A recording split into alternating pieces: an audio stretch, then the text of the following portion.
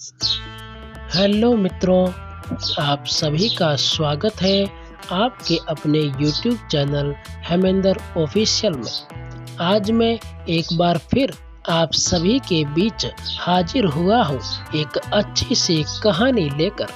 यह कहानी है एक बाप और बेटी के प्रेम की। एक बाप बेटी की शादी के बाद क्यों रोता है, यह एक सच्ची कहानी है। इस कहानी पर आगे बढ़ने से पहले आप सभी से सादर निवेदन है कि इस चैनल पर पहली बार पधारे हैं तो प्लीज चैनल को सब्सक्राइब करें और पास में बने घंटी के निशान को जरूर दबाएं, ताकि मैं कोई और नई कहानी लाऊंगा तो आपको तुरंत सूचना मिल जाएगी। और वीडियो अच्छा लगे तो लाइक, शेयर और कमेंट जरूर करें। तो मित्रों, चलते हैं कहानी की ओर। एक पिता बेटी की शादी से पहले जब उदास दिखता है तो बेटी सोचती है, मेरे पिताजी उदास क्यों है?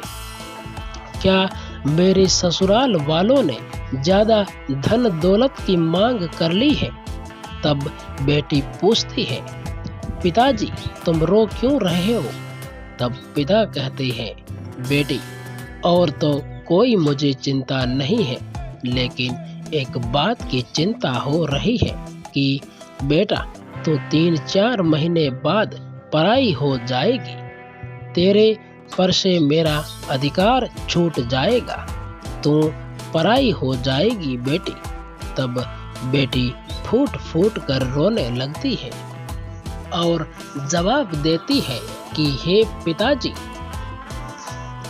संसार के सब लोग जब कहते थे कि तू एक दिन पराई हो जाएगी, तू पराई हो जाएगी, लेकिन मुझे कभी बुरा नहीं लगा। और जब आज मैं आपके मुंह से सुन रही हूँ कि तू पराई है, क्या मैं पराई हो जाऊंगी? मैं पराई हूँ? तब पिता फूट फूट कर रोने लगते हैं। कोई पिता यह नहीं चाहता है कि मेरी बेटी की शादी ऐसे घर में हो कि मेरी बेटी दुखी रहे, उसे दुख मिले। हर पिता एक ही बात सोचता है जिंदगी भर कि मेरी बेटी की शादी ऐसे घर में हो कि वह हमेशा खुशी खुशी रहे। बेटी जब कुंवारी हो तब वो कितना भी रोए, पिता को बुरा नहीं लगेगा। और शादी के बाद बेटी जब घर आई और उसके पिता ने एक भी आंसू उसकी आंख में देख लिया तो पिता का कलेजा फट जाता है।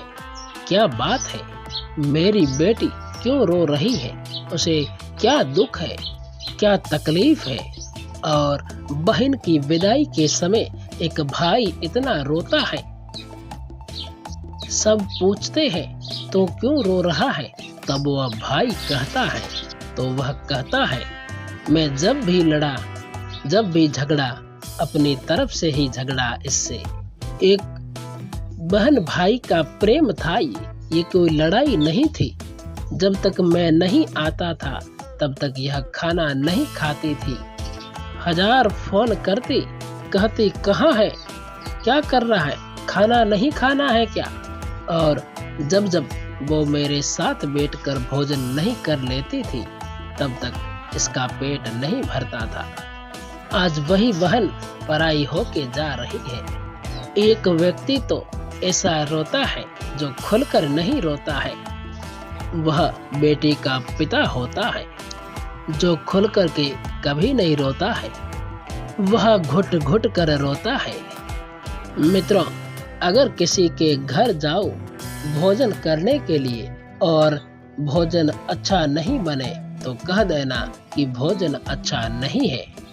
और अगर किसी की बेटी की शादी में भोजन करने के लिए जाओ तो ये कभी मत कहना कि भोजन अच्छा नहीं बना है, क्योंकि वह पिता अपनी जिंदगी की सारी मेहनत की कमाई उस बेटी की शादी में लगा देता है। जब बेटी के फेरों का समय आता है, वरमाला का समय आता है, सब सज धज कर तैयार हो जाते हैं, लेकिन वह पिता अपने कपड़े भी नहीं बदल पाता है। वह पिता नंगे पैर भाग रहा है, खाना खा लिया तो खा लिया, नहीं तो खाली पेट भाग रहा है।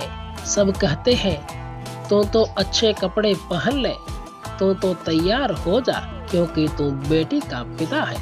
लेकिन वह बाप कहता है कि मैं तो ठीक हूँ, मेरी बेटी अच्छे घर में पहुँच जाए, बस मैं तो ऐसे में ही ठीक हूँ।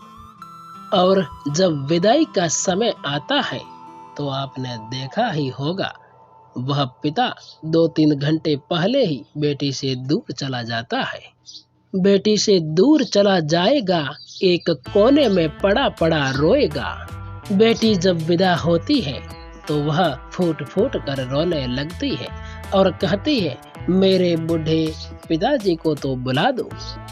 तब जब सब कहते हैं कि जा अपनी बेटी को तो विदा करके आ, तब वह बाप कहता है कि क्षमा करना, मेरे इतनी वह क्षमता नहीं है, मेरे इतनी वह ताकत नहीं है, मेरे अंदर वो सामर्थ्य नहीं है जो मैं बेटी को छाती से लगा करके और विदा कर दूं। बेटी के विदा होने के बाद वह एक कोने में जाकर रोने लगता है और बाकी सदस्यों को कहता है कि 2-3 दिन अब आप मेरे से बात मत करना, क्योंकि मेरे अंदर वो बात करने की क्षमता नहीं है।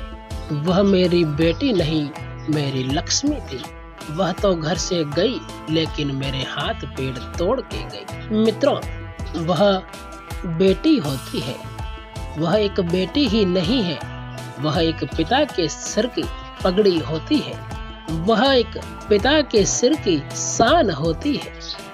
तो बहनों, आपसे एक निवेदन है, हमेशा ऐसा बहादुरी का काम कीजिए जो आपके पिता हमेशा समाज में अपना सिर गर्व से उठा करके बात कर सके।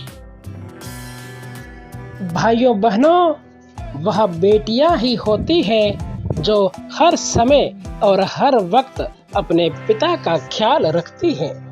वही व्यक्ति यह पीड़ा समझ सकता है जिसने अपनी बेटी के हाथ पीले किए हैं। बेटियां बोझ नहीं है, नहीं है बोझ बेटियां, लेकिन उनके लिए बोझ है जो जिन बेटियों के पिता गरीब हैं। इन धन लोभियों ने, इन दहेज लोभियों ने बेटियों को बोझ बना दिया है। थोड़ा सा भी धन कम रहा तो ध्यान रखना, ये लोग उनको चैन से जीने नहीं देते हैं। न जाने किस प्रकार के वह ताने मारते हैं। बूढ़ा बाप है और पाई पाई जोड़ के और बेटी की शादी करता है।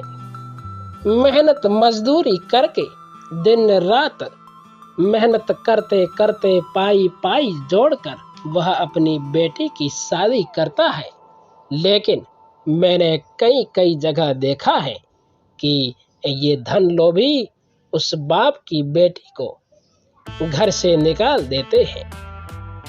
फिर उन बेटियों को फांसी लगानी पड़ती है, बेटियों को जिंदा जला दिया जाता है। इन धन लोभियों ने ये कभी नहीं सोचा कि एक दिन हमारी बेटी भी किसी की बहू बनेगी। इन दहेज के लोभियों ने बेटियों को बोझ बना दिया है। एक पिता 20 साल तक अपनी बेटी को पाल पोस के बड़ा करता है और बड़ा करने के बाद अपने कलेजे के टुकड़े को किसी को सौंप देता है। पिता ने अपने कलेजे के टुकड़े को दे दिया, माता ने अपने आत्मा को दे दिया, किसी भाई ने अपनी परछाई को दे दिया और इसी प्रकार किसी बहन ने अपने खेलने के खिलौने को दे दिया। फिर भी ये दहेज के लोभी पता नहीं क्या क्या करते हैं इन बेटियों के साथ। एक गरीब की बेटी है, वह ससुराल में जाएगी और ससुराल में उसको ताने मारते रहते हैं। जब घर में रहती है तो माता पिता उसको कहा करते हैं, बेटा ढंग से काम किया करो, ढंग से चला करो, क्योंकि तुम्हें पराए घर जाना है। कहते हैं तुम पराई हो जाओगी। बेटी सोचती है, भला मेरा घर कौन सा है। ससुराल में जाती है और ससुराल में काम करती है। कोई काम थोड़ा सा बिगड़ गया तो ससुराल वाले कहते हैं, ये क्या जाने, ये तो पराए घर से आई है। तो आखिर प्रभु बेटियों का घर कहाँ है? हर जगह इसे पराई पराई क्यों कहते हैं? आखिर बेटियों का घर है तो है कहाँ?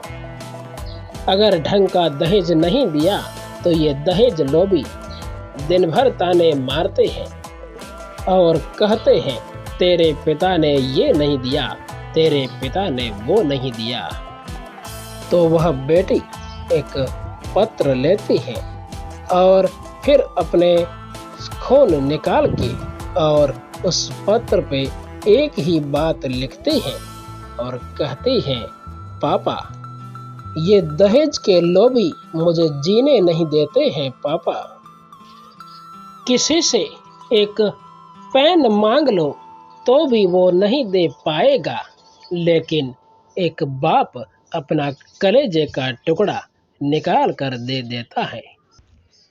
वह बाप भले ही न रोए, लेकिन एक माँ पेट भर भर के रोती है, लेकिन उस बाप को कोई समझ नहीं पाता है, क्योंकि वह आंखों से रोता हुआ नहीं दिखता है, लेकिन उसकी अंतर आत्मा अंदर ही अंदर रोती है अपनी बेटी के लिए। चाहे कितना ही गरीब हो और लड़के वाले अगर 20-25 लाख रुपए भी मांग ले तो वह पिता अपना घर जमीन सब कुछ गिरवी रख देगा, लेकिन अपनी बेटी को जरूर देगा।